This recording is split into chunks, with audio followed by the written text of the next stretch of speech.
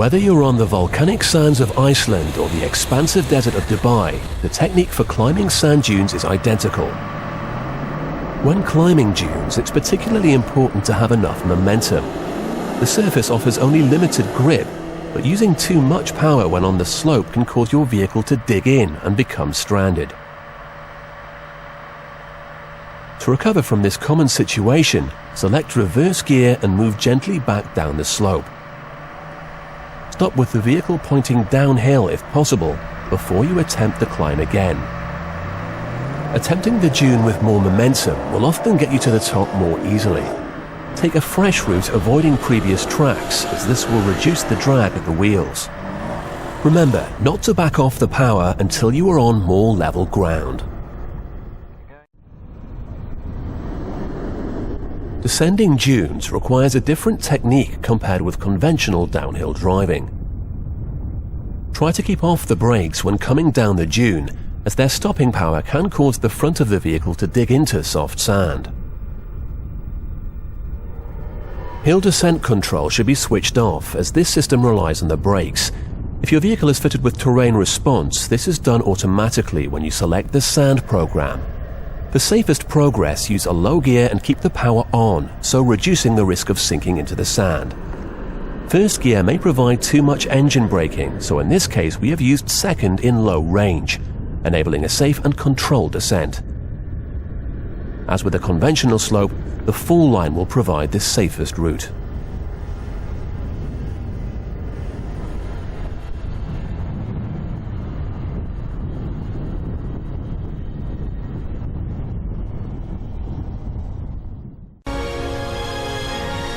Dynamic Stability Control, DSC, should be switched off in this driving environment, as this will give you access to more power when you need it. If your vehicle is fitted with terrain response, Sand Mode will adjust the DSC settings accordingly. In hot climates, you need to drink considerably more water than in more temperate environments, so ensure there is an adequate supply on board. Additional jacking equipment is especially useful in the sand, where there is less support. A shovel is also essential. A GPS system will prove very useful. In the desert, it's much harder to find navigation points using conventional maps. Phones or other communication equipment are vital, and it's important to let others know of your journey plan if you're traveling in a remote or hazardous region. You should carry a tire pressure gauge and air compressor, as reducing the pressure in your tires will help you get the best flotation on soft sand. When reducing tire pressures, be sure to follow the manufacturer's guidelines on how far they can be safely deflated, and be sure not to misplace your dust caps. The difference this will make to your vehicle's performance is remarkable. But remember that reducing tire pressures can damage tires while on firm ground and can compromise on-road performance.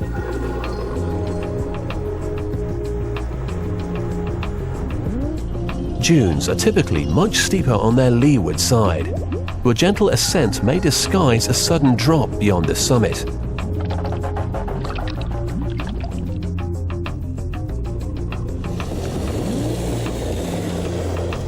When approaching a sand dune, in this case a volcanic sand dune in Iceland, if you cannot see over the top, it's vital to make a check of the terrain ahead on foot.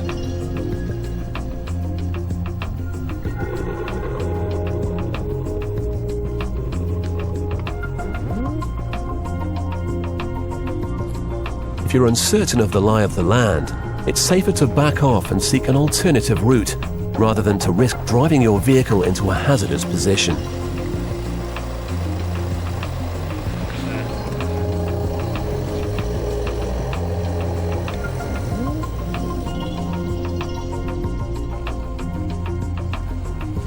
In soft sand, the front wheels can dig in if stopping suddenly, making it difficult to move off. Always stop as gently as you can, and remember always to park on level ground or with your vehicle facing downhill, as starting on an uphill gradient on sand is very tricky.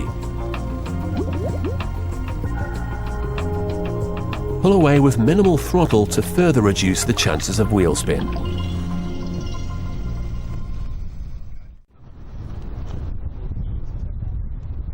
It isn't always possible to avoid side slopes, but if you can find an alternative route, take it.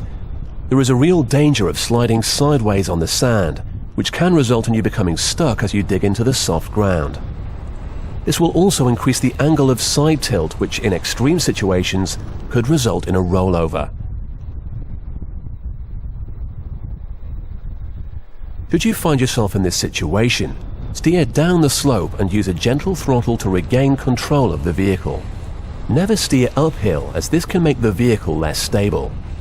As a general rule, try to tackle dunes straight up or straight down, and minimize time spent on side slopes where it's possible to do so.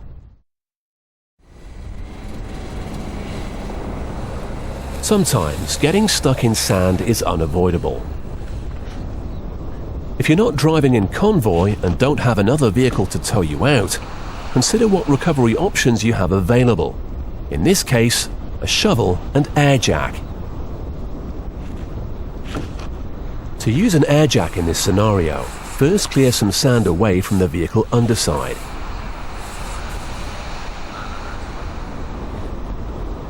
Then tuck the jack under the body, avoiding contact with the hot exhaust or sharp protrusions.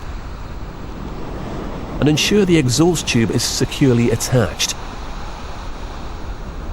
If you're considering using a mechanical jack, use a solid wide base to spread the load and prevent sinking into the sand. Inflate the air jack with the exhaust and fill in the holes which have formed under the wheels before then deflating. If you've chosen to carry sand ladders as part of your equipment, you could position these under the wheels while they're unladen to provide additional support and traction if you're traveling on particularly soft sand.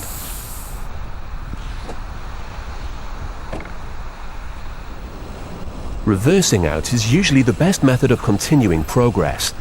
Remember that it's best to travel with another vehicle wherever possible, as towing is usually the quickest and easiest method of recovery.